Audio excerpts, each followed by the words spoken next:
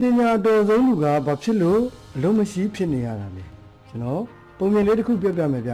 တခါတော့ရွာတွေရွာမှာဗဘဲဆရာကြီးနှစ်ယောက်ရှိပါတယ်တယောက်ကတော့ဗဘဲပညာရဲ့မှာတစ်ဖက်ကန်းခက်အရန်ကျွမ်းကျင်တဲ့ဥမာကဖြစ်ပါတယ်တယောက်ကတော့ဥမာကတော့လည်းအသက်အရွယ်မကြီးဘူးဒါပေမဲ့ပညာရဲ့မှာလည်းဥမာကတော့ပြည့်ပြည့်စုံတဲ့အဆင့်ထိမရှိပါဘူးသူ့နာမည်ကတော့ဥတုတဖြစ်ပါတယ်အဲ့တော့ဥမာကတော့ပညာနဲ့ပတ်သက်ရင်သူကတစ်ဖက်ကန်းခက်ဖြစ်တဲ့အတွက်သူ့ရွာမှာသူက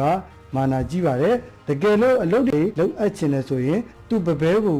လာပြီးတလေးတစားပြောမှပဲသူကလုပ်ပေးတာဖြစ်ပါတယ်ဥတုဒကတော့သူနဲ့စံကျင်ဘက်ပါဥတုဒကတော့သူရွာထဲသွားတဲ့အခါမှာသူအမြင်မတော်တဲ့အရာတွေဆိုရင်ဥပမာထင်းခုတ်နေတယ်ဓာတ်တုံးနေတယ်ဒါဆိုရင်သူကဝင်ပြီးတော့ဓာတ်ဒီလိုသွေးရတယ်ဓာတ်မှဒီတန်ကဒီလိုထက်တာဆိုတဲ့သူ့ရဲ့အတွေ့အကြုံတွေကိုသူမျှဝေတယ်သူဖြတ်တန်းခဲ့ရတဲ့ဘဝအတွေ့အကြုံတွေကိုရန်ဖိုင်ရအခါမှာသူမကြာခဏပြောပြပေးတာတွေလုပ်တယ်ဒီတော့တဖြည်းဖြည်းနဲ့ဥတုဒရဲ့ဗဘဲဘူကသူ့ရွာမှာတယ်မဟုတ်ဘဲနဲ့သူ့ရဲ့ရွာနီးချုပ်ဆက်ကလူတွေကစားသူ့ရဲ့ဗဘဲဘူရှိမှာတန်းစီပြီးစောင့်နေရတဲ့အဆင့်ဖြစ်လာတယ်။တစ်ဖက်မှာဥမာကရဲ့ဗဘဲဘူကတော့စိတ်မကောင်းစရာနဲ့ကိုလူတဖြည်းဖြည်းနဲ့ဘယ်သူမှမလာတဲ့အဆင့်ကိုဖြစ်သွားတယ်။ဒါကိုဥမာက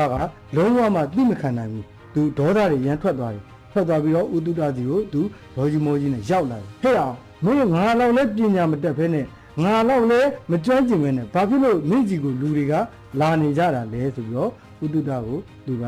ရန်လုပ်ပါတယ်အဲ့ဒီချိန်မှာဥတုဒကလည်းအေးအေးဆေးဆေးပဲပြုံးပြီးတော့ဥမာဂါကြီးကိုပြန်ပြောပါတယ်ဟုတ်ပါတယ်ခင်ဗျာဦးလေးက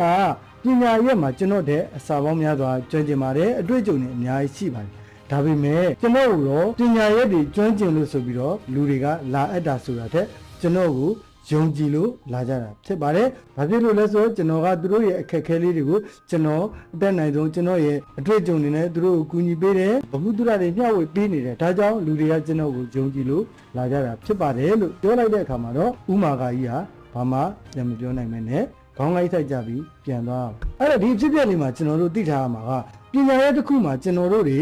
အရင်ဆုံးဖွင့်မှာအိုးစားပြီးရှိမှာနော်အတွေ့အကြုံတွေအရန်ကိုအကောင်းဆုံးဖြစ်မှာကျွန်တော်တို့တွေလူတွေကို knowledge share တွေလုပ်ရမှာမဟုတ်ပါဘူး။ဒီကိစ္စစီးပွားရေးမှာလည်းဒီလိုပါပဲမိတ်ဆွေရဲ့